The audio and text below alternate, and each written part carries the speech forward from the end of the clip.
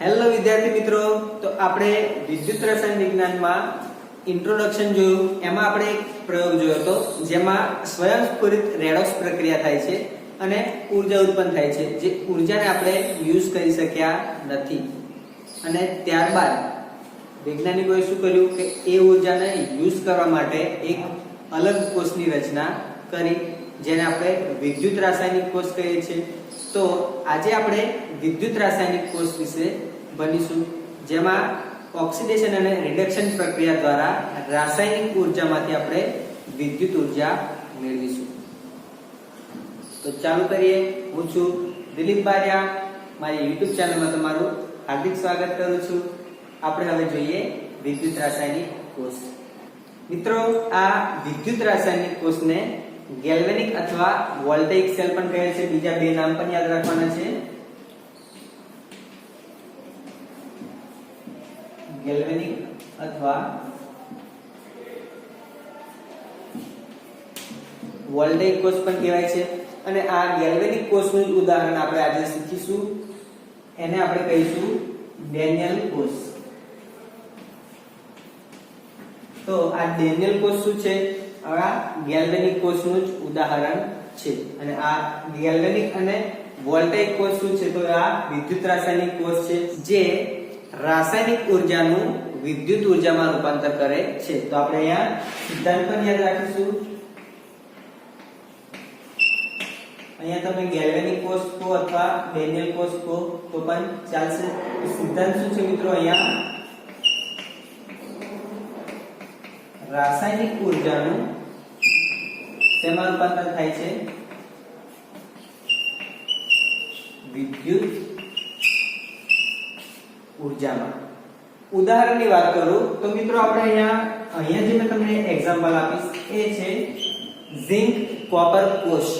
અહીંયા જે ઉદાહરણ આપીશ એ શું છે? ઝિંક અને કોપરના કોષનું, જે બુકમાં પણ આપ્યું છે.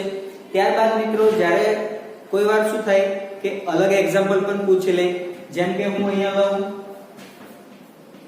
નિકલ સિલ્વર કોષ અથવા ક્રોમિયમ લેડ કોષ. આ લેડ કોષ પણ મહત્વનો છે. તો બુકમાં ક્યારેક આ પણ એક્ઝામ્પલ આપ્યા હોય તો તમારે અહીંયા યાદ રાખવાનું છે કે દરેક કોષમાં મિત્રો સેમ જ પ્રક્રિયા થશે. રાસાયણિક ઉર્જાનું વિદ્યુત ઉર્જામાં જ રૂપાંતર થશે. આપણે અહીંયા ઝિંક અને કોપર કોષ સમજીશું, અને સેમ ટુ સેમ એ જ પ્રક્રિયા નિકલ અને સિલ્વર માટે અને ક્રોમિયમ અને લેડ કોષ માટે પણ થતી હશે. તો એ પણ તમારે યાદ રાખવાનું છે. આપણે જે કોષ સમજીશું એ શું છે? ઝિંક અને કોપર. અને એવી જ રેડોક્સ પ્રક્રિયાઓ આ બે કોષમાં પણ થતી હશે. તો સ્ટાર્ટ કરીએ આપણે ઝિંક અને કોપર કોષની, જેને આપણે શું કહીએ છીએ? ડેનિયલ કોષ અથવા ગેલ્વેનિક અથવા વોલ્ટેઇક કોષ, જે શેમાં રૂપાંતર કરે છે?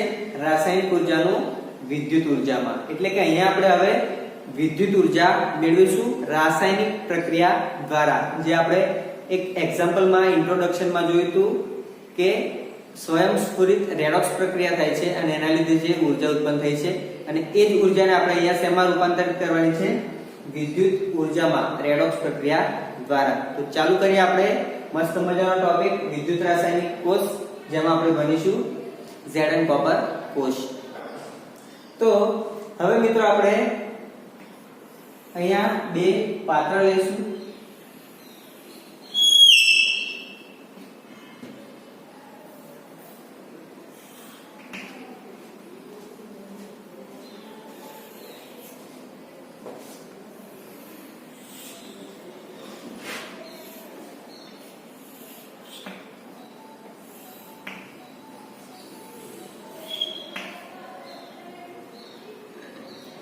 પ્રથમ પાત્રમાં મિત્રો આપણે ઝિંકનો સળિયો મૂકવાનો છે અને એમાં ઝિંકના ક્ષારવાળું દ્રાવણ કરવાનું છે. એટલે કે અહીંયા ઝિંકના ક્ષારવાળું દ્રાવણ કરીશું તો એ છે મિત્રો આપણું ZnSO4. એટલે કે ઝિંક સલ્ફેટનું દ્રાવણ અહીંયા ભરીશું. બીજા પાત્રમાં મિત્રો આપણે કોપરનો સળિયો લગાવવાનો છે અને એમાં મિત્રો કોપરના ક્ષારવાળું દ્રાવણ, એટલે કે અહીંયા કયું દ્રાવણ આવશે? CuSO4. અને આ બંને સળિયાને આપણે એક વાયર વડે જોડી દઈશું જ્યાં આપણે અહીંયા બલ્બ અથવા એમીટર પણ તમે લગાવી શકો. અહીંયા આપણને ખબર પડશે કે વિદ્યુતનું વહન થાય છે કે નહીં.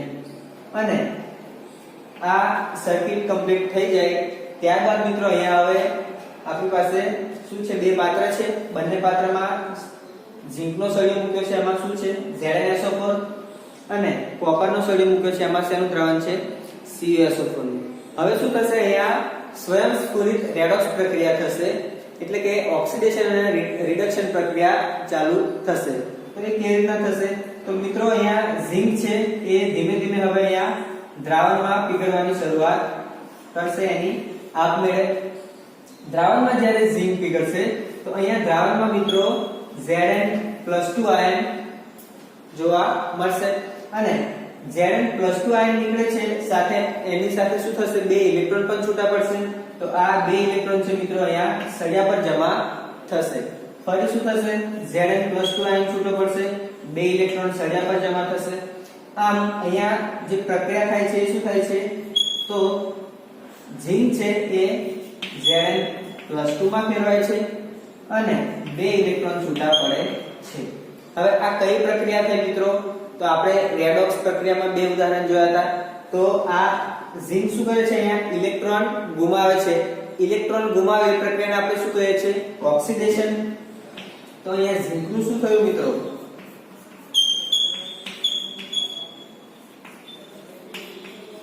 ઓક્સિડેશન. અને આ ઓક્સિડેશન પ્રક્રિયાના લીધે અહીંયા બે ઇલેક્ટ્રોન છૂટા પડે છે, જે અહીંયા ઝિંકના સળિયા પર ભેગા થાય છે. પરિણામે આ સળિયો કેવો બનશે, નેગેટિવ બનશે કે પોઝિટિવ, તો અહીંયા ઇલેક્ટ્રોન જમા થાય છે, ઇલેક્ટ્રોન નેગેટિવ છે. તો આ ઝિંકનો સળિયો મિત્રો શું થશે, નેગેટિવ બને છે. અને એને આપણે કહીશું મિત્રો એનોડ. તો એનોડ ને કેવી રીતના યાદ રાખવાનો છે મિત્રો, અત્યાર સુધી તમે ગમે તે રીતના યાદ રાખતા હોય, પણ આપણે હવે અહીંયા વિદ્યુત રાસાયણિક કોર્સમાં આ વસ્તુ યાદ રાખવાનું છે કે જે સળિયા પર ઓક્સિડેશન થાય એને આપણે શું કહીશું, એનોડ, અને જેના પર રિડક્શન થાય એને આપણે શું કહીશું, કેથોડ. આ વસ્તુ ના યાદ રહે તો મિત્રો આપણે શું કરવાનું છે, લોન લઈ લેવાની છે. લોન કેવી રીતના લેવાની છે, ફોર્મ ભરવાની જરૂર નથી, આપણને ડાયરેક્ટ લોન મળી જશે અહીંયા. તો આ લોન લઈ લીધી. લોનમાં શું છે મિત્રો, L ફોર લેફ્ટ, એટલે કે ડાબી બાજુ. આ આપણી ડાબી બાજુ થઈ. O એટલે શું મિત્રો, અહીંયા કઈ પ્રક્રિયા થઈ, ઓક્સિડેશન.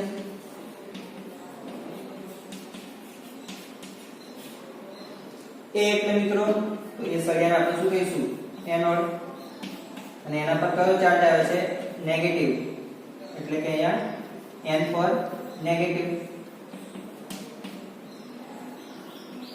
તો આવી રીતના તમે લોન લઈને પણ યાદ રાખી શકો. તો જે ડાબી બાજુ છે ઝિંકનો સળિયો એ કેવો છે, એનોડ. અને એનોડ પર શું થાય છે મિત્રો, ઓક્સિડેશન. અને એ કઈ બાજુ છે, ડાબી બાજુ.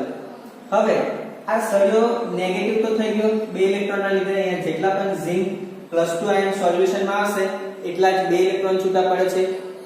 તો આ જે બે ઇલેક્ટ્રોન છે મિત્રો, આપણે જે ઇન્ટ્રોડક્શનમાં એક્ઝામ્પલ જોયું હતું ત્યાં ઝિંકનું ઓક્સિડેશન થતું હતું, બે ઇલેક્ટ્રોન છૂટા પડતા હતા, અને બે ઇલેક્ટ્રોનને કોણ એક્સેપ્ટ કરતું હતું, Cu+2 આયન.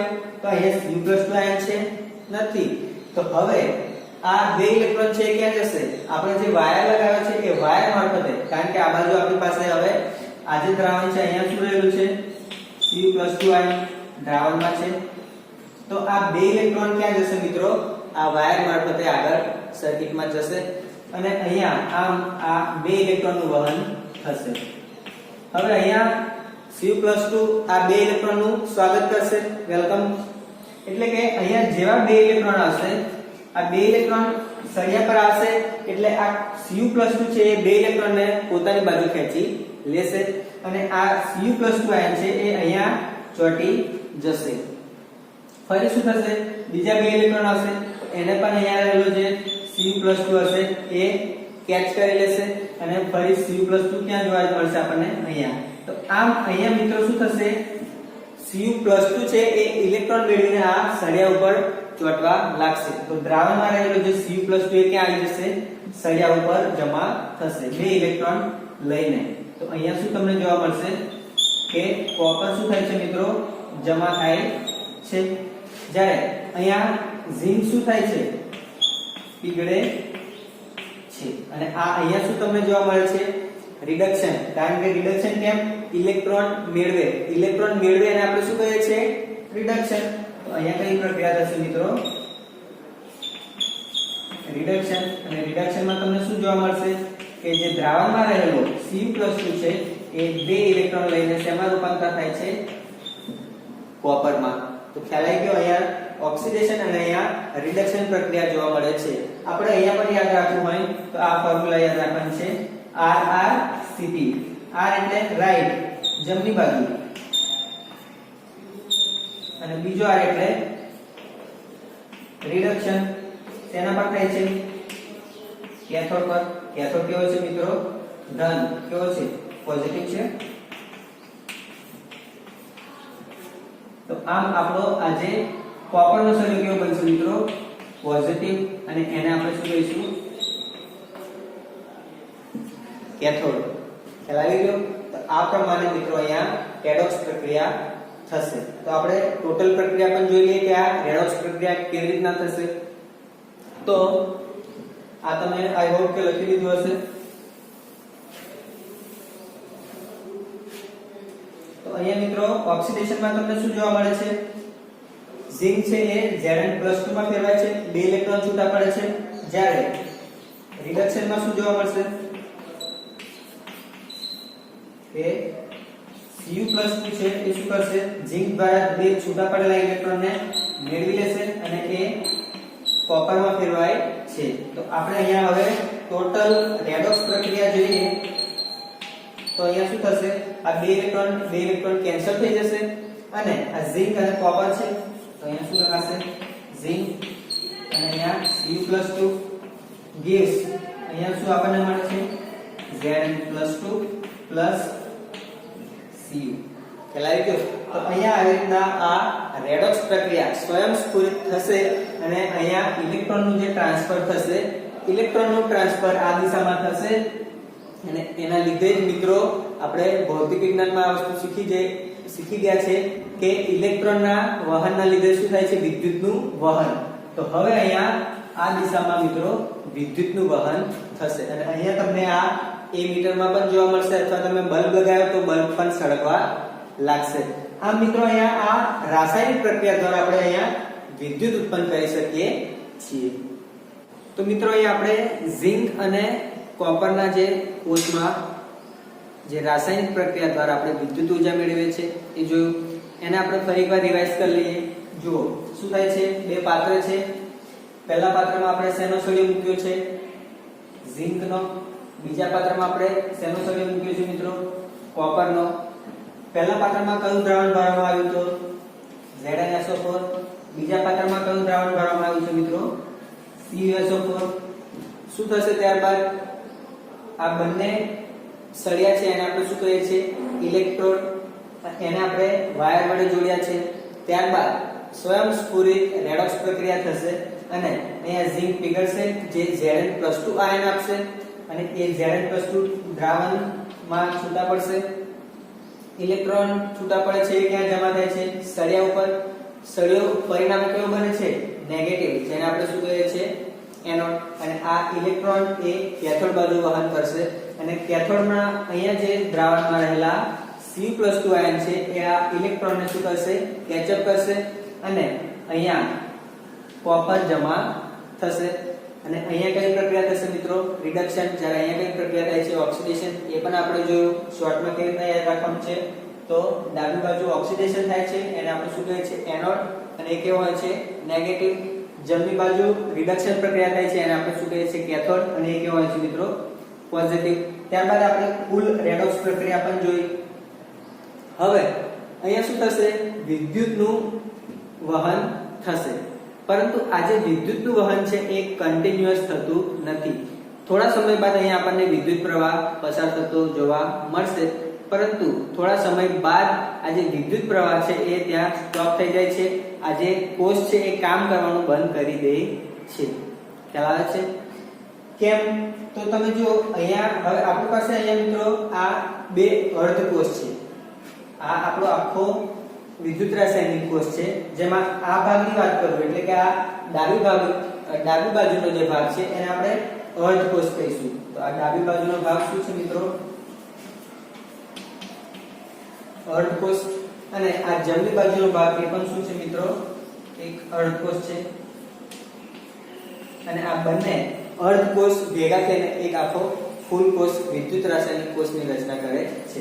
આપણે આ અર્ધ કોષને શું કહીશું? તો ડાબી બાજુનો અર્ધ કોષ પણ કહેવાય છે,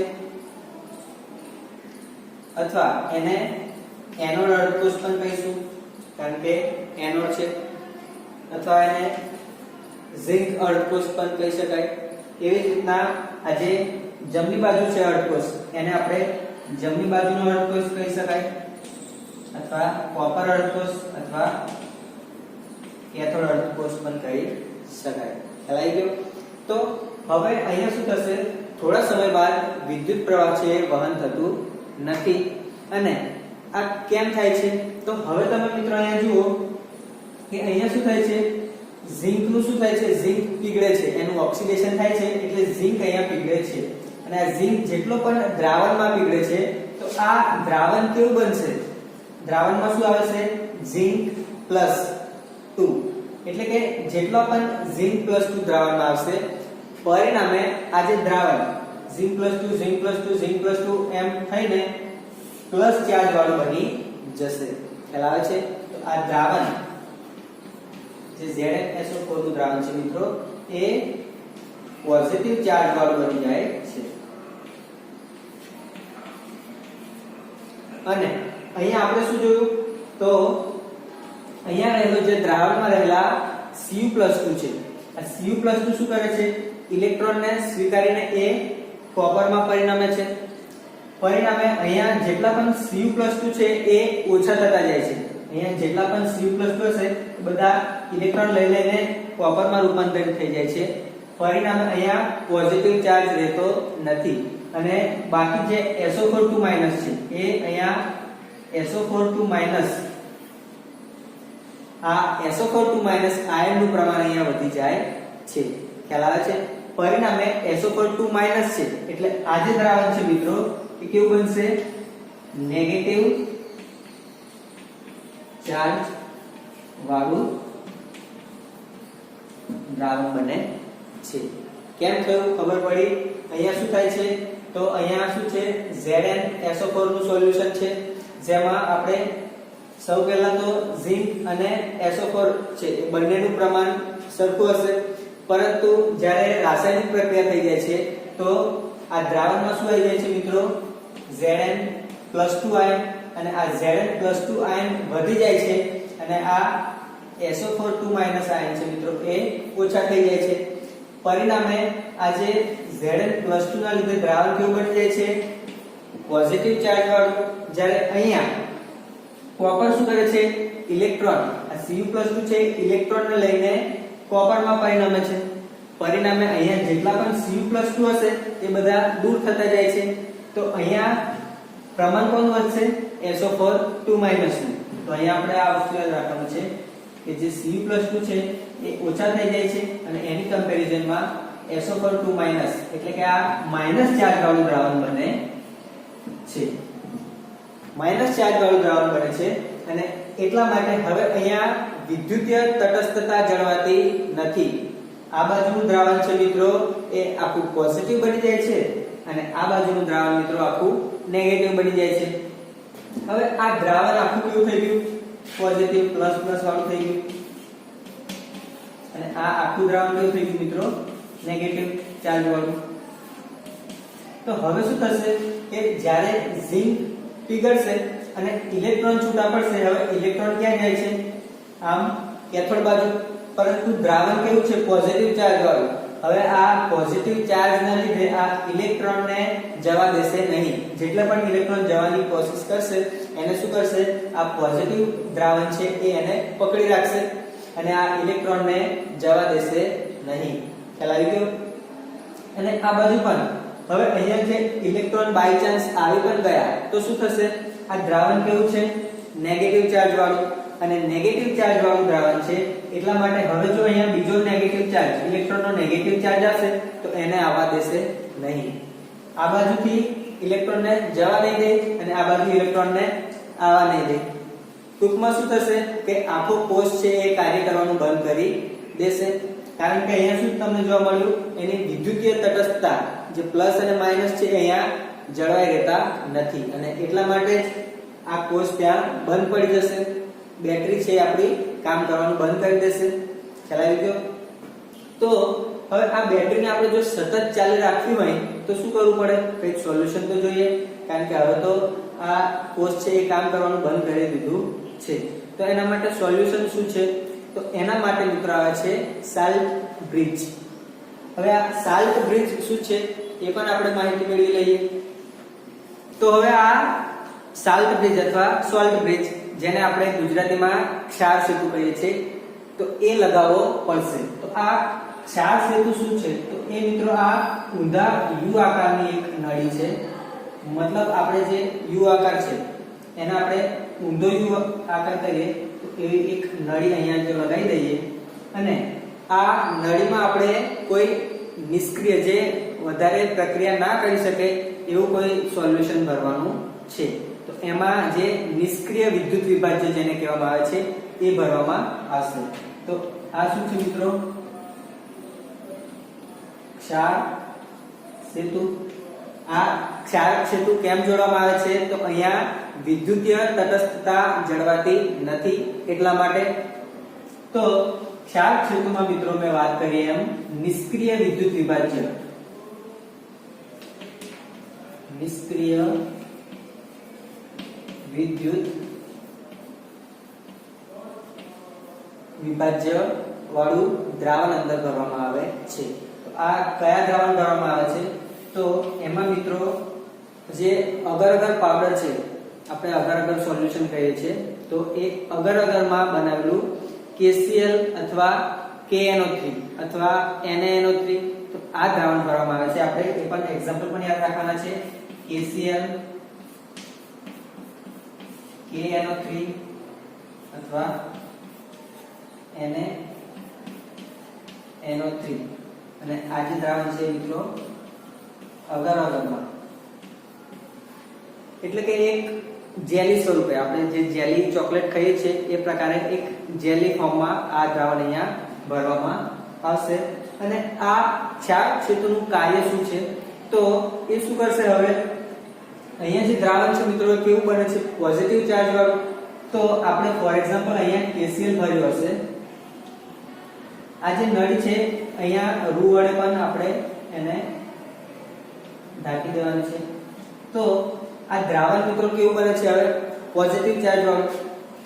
પરિણામે અહીંયા પોઝિટિવ ચાર્જ વધી જશે તો આપણે આ જે ક્ષાર સેતુ જોડ્યો છે એમાં રહેલો આ KCl છે એમાંથી Cl- આયન આ બાજુ વહન પામશે. એટલે કે હવે અહીંયા કયું ચાર્જ વધી ગયો? પોઝિટિવ.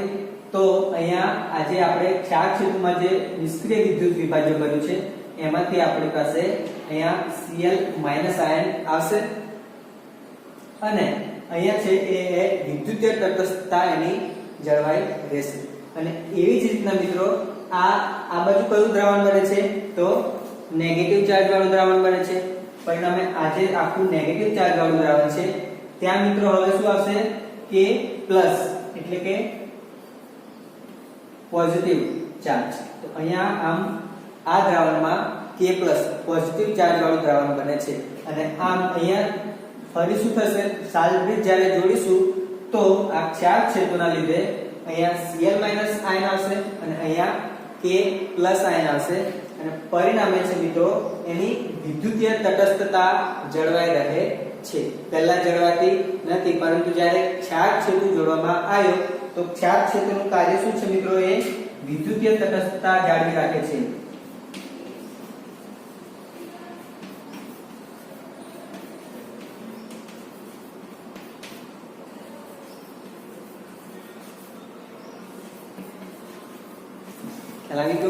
એટલે કે હવે જે અહીંયા દ્રાવણ બને છે એ ફરી ન્યુટ્રલ બની જશે.